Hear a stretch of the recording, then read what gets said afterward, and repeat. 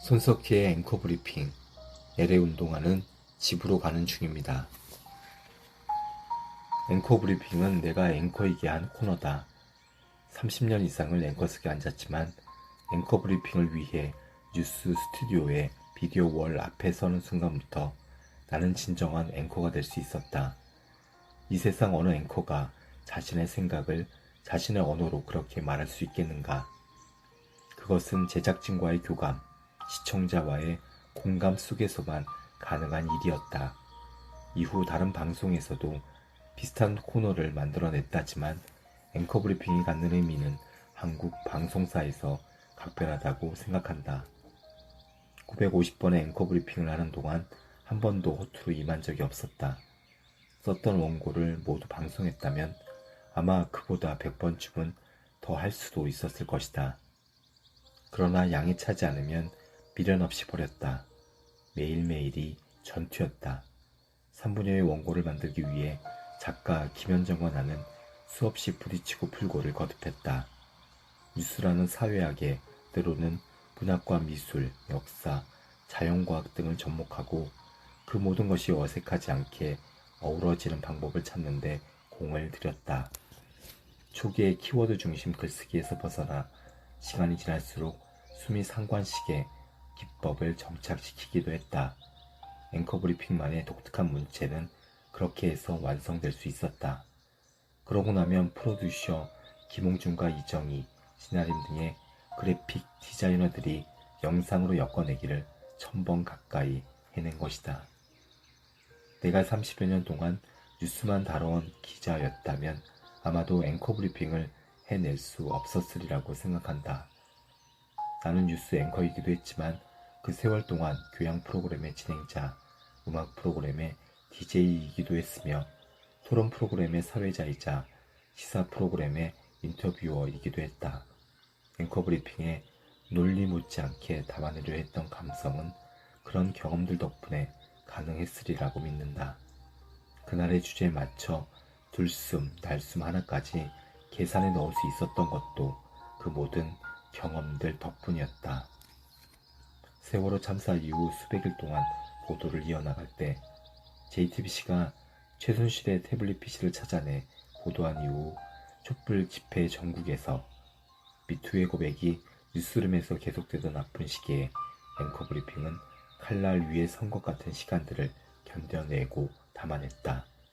그런가 하면 세상을 떠난 이들을 위한 진호사와 같았던 앵커 브리핑도 소중하다.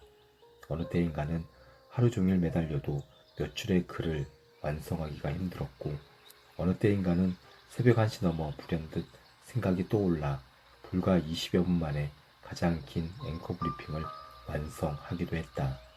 아무리 고민해도 조각조각의 단상만이 머릿속을 지배할 때는 이내 좌절하기도 했고 용케도 전체 글의 구조가 먼저 완성되면 나머지는 그저 자판 위에서 달려가곤 했다. 그렇게 만들어낸 950편 중에 284편을 골랐다. 아마도 이 책을 준비하면서 가장 힘들었던 일이 바로 그 284편을 골라내는 작업이었을 것이다. 앞서 말했듯이 차라리 버렸으면 버렸지 양이 차지 않는 앵커 브리핑을 방송한 적은 없었기 때문이다. 물론 그럼에도 미흡한 원고가 없을 수 없으나 하나하나 허투루 임한 적이 없다고 한 글들 가운데 3분의 1을 더 버렸으니 아깝고 아쉽다. 그러나 여기에 실리지 못한 앵커 브리핑들도 이미 방송을 통해 시청자들의 것이 되었으므로 그것만으로도 세상에 의해 기억될 거처를 찾은 셈이다. 책은 2권으로 나누어 주제별로 담아냈다. 아예 시간순으로 배치하면 어떨까 하는 제안도 있었지만 나나 김현정은 주제별로 구성할 것을 택했다.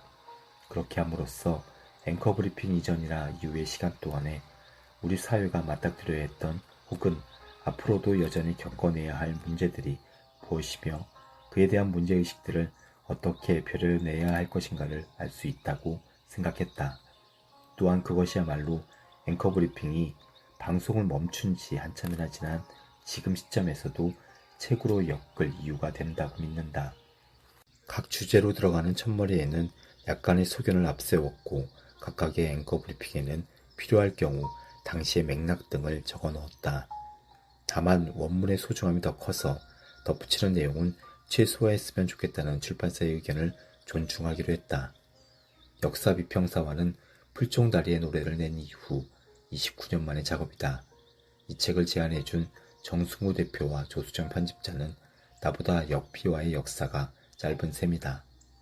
지금도 그 옛날 필동길에 있던 출판사 사무실을 찾아갔을 때의 설렘이 바래지 않았다.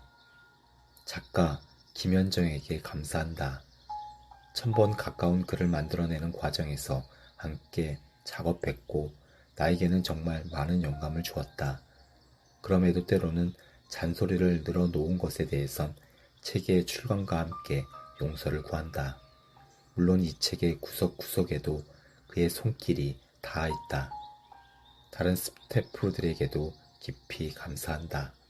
배노필, 강인식, 조익신, 이승필 등 기자들과 손하늘, 오선영, 박시은, 차소현, 안송이 등 보조 작가들이 잠깐씩 혹은 좀 더 길게 거쳐가면서 앵커 브리핑을 도왔다. 그들이 없었다면 앵커 브리핑은 아직 눈이 그려지지 않은 미완성의 용이었을 것이다. 책을 준비하면서 950편의 글을 다시 읽어본 후 한 번쯤에 자화자찬이 허락된다면 이렇게 말하고 싶다. 아니, 우리가 어떻게 이 일을 다 해냈지? 사족. 마지막 방송에서 앵커 브리핑을 947회로 마무리한다고 이야기한 것은 제작진의 실수였다. 다시 세어보니 3회가 빠져 총 950회였다. 그러나 그 정도는 눈 감아 주시길. 그들은 적어도 횟수 계산만 빼고는 나무랄 데가 없었다. 2022년 3월 손석희